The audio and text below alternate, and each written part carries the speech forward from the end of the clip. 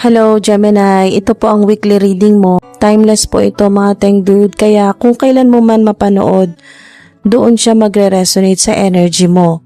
Gemini, this week feels powerful. Hindi po ito basta-basta energy. Parang may activation na nangyayari sa'yo. Especially sa confidence, intuition, at personal power mo. Parang hindi ka na yung dati. May shift or pagbabago sa loob mo na unti-unti nang lumalabas sa mga kinikilos mo, sa actions mo, or sa mga ginagawa mo.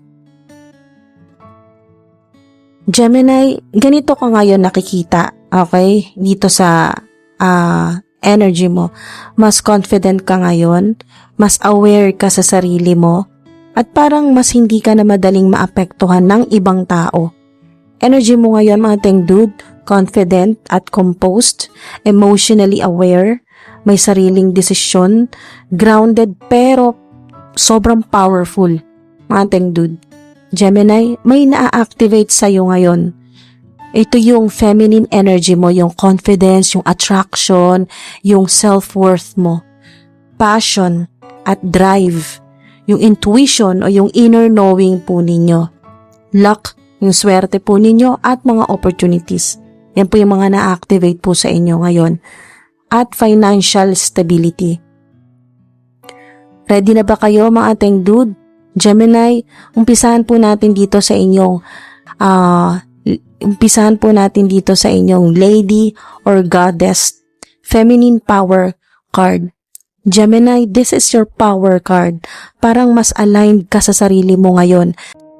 Mas kilala mo na kung sino ka at ano yung worth mo. Yan po, meron kayong strong self-worth energy. Ang ganda ng energy po ninyo. Napaka-powerful. Pagiging attractive o magnetic. Confidence sa sarili mong identity. Knowing your value. Napakaganda. Napaka-powerful, napakalalim ng energy po ninyo. At napakaswerte ko. Nagpapasalamat ako mga teng dude. At binigyan niyo po ako ng nagpapasalamat po ako sa inyo mga teng dude at binigyan niyo ako ng pagkakataon na makakonect sa energy po ninyo, sa frequency po ninyo. So, hindi ka na naghahabol. Ikaw na yung hinahabol. Lipat na tayo dito sa fire, passion card po ninyo. Ito yung drive at action. Gemini, may strong passion energy dito. Parang may gusto kang gawin, may gusto kang simulan, or i-push na hindi mo na kayang i-hold back. So, meron kang strong motivation, meron kang desire to act, may creative o career push, at excitement energy. Wow! Yung parang buhay na buhay yung energy mo mga teng dude. Grabe. Ramdam ko yung energy po ninyo. Yung passion, yung energy, yung fire energy. Wow. Yan po yung heads up naman po sa inyo. Balance passion with direction para hindi ka ma-burnout. At ito naman po ang High Priestess card po ninyo o intuition at responsibility card. Gemini, this is your inner voice. Mas lumalakas intuition mo ngayon, mas nararamdaman mo yung ano yung tama at hindi. So, nag-heighten yung intuition po ninyo, mas nagiging malakas, tumataas, yan po. Mas nade-develop. Meron din po kayong silent observation, energy, deeper understanding, wow, at inner guidance. Alam mo na yung sagot, kailangan mo lang pakinggan ang sarili mo. At ito naman po ang Wheel of Fortune card. Ito po yung turning point energy. Gemini, big shift po ito. Malaking pagbabago sa buhay po ninyo. May malaking pagbabago.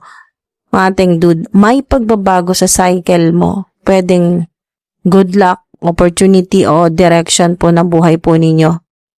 Ito na yung turning point moment. Sudden changes. Papansin mo rin maraming magbabago na hindi mo inaasahan. Yung biglang magbabago. Luck shifting. Pati yung swerte po ninyo, magbabago na din. New cycle beginning. Okay? Magsisimula ang bagong cycle sa buhay po ninyo or pwedeng sa career po ninyo yan. Lalo na kung ito po yung minamanifest po ninyo na magbago na Okay, yung money, yung trabaho, yung swerte po ninyo, yan po merong new cycle beginning, okay? Good news, may swerte na pumapasok sa energy mo. At ito naman po ang Six of Wands. Recognition o panalo, winning. Big wins, small wins, panalo. Gemini, may success energy po dito. Pwedeng recognition, achievement, reward, panalo sa ginagawa mo, incentives, bonus, award. So, meron kayong success of victory, recognition from others, mapapansin po kayo at talagang may kita ng mga tao yung value po ninyo. Confidence boost meron din po at achievement unlocked. Wow! Nakikita ng iba yung effort mo ngayon. Mas nakikita. Okay? Kung dati hindi, ngayon nakikita ng iba yung effort mo ngayon. Queen of Pentacles, ito naman po yung stability o pera. Ayan po. Gemini, this is your grounded energy. May connection ito sa stability, lalo na po sa pera, sa trabaho po ninyo or sa personal life po ninyo. May financial stability, practical decisions, grounded mindset, at abundance energy. Napakaganda. Wow! Abundance energy. Manifest nyo na po yan, mga teng dude. Na ma-attract nyo yan. Abundance energy. Pero, meron ka na nito ngayon, okay? Kung wala pa, magkakaroon. Okay, mga teng dude? Abundance energy. Na magnet nyo na po yan, na-attract nyo na yan. Good energy or good news naman po sa inyo, may potential for income o stable opportunity. Yung overall energy po ninyo, ganito po yung flow, Gemini. Nag-activate ang confidence mo, may passion at drive ka, lumalakas ang intuition mo, may turning point sa buhay mo, may success at recognition, at may stability at abundance prosperity. Napakaganda, wow! Wow! Pero ito po yung red flags. Kailangan ko din po sabihin sa inyo, ito pong red flags o warnings, impulsive action, ng walang direksyon, ignoring intuition, burnout from too much energy. Heads up, mga teng dude, gamitin mo ang intuition mo. May opportunity na paparating at stay grounded habang umaangat ka. Good energy or good vibe. Okay, so ito naman po yung good energy ng kabuuan po ng reading po ninyo, confidence boost. Okay, success at recognition, at financial stability. Good news, may panalo o achievement, may abundance energy, may positive shifts or pagbabago na napaka-positibo sa buhay mo. Ito naman po yung mga lucky numbers po ninyo this week. Align po ito sa energy ng cards po ninyo, 6, 10, 17, 24, at 33. Lucky colors, gold, green, at red. Initials, G, A, M, S, at letter L. Gemini, maraming salamat po sa panonood ng reading na to. Sana nakatulong po ito sa iyo para mas maintindihan mo yung current situation mo. Take what resonates at iwan niyo po yung hindi para sa inyo. Trust your intuition kasi alam mo na rin yung sagot sa sarili mo.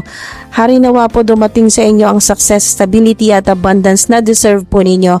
Sana maging maayos at safe ang journey po ninyo this week. Mag-ingat po kayo palagi, Gemini, and thank you for being here. May iba pa tayong insight sa mga susunod na readings na sabay nating titingnan. Thank you po mga teng dude for watching. Ingat po.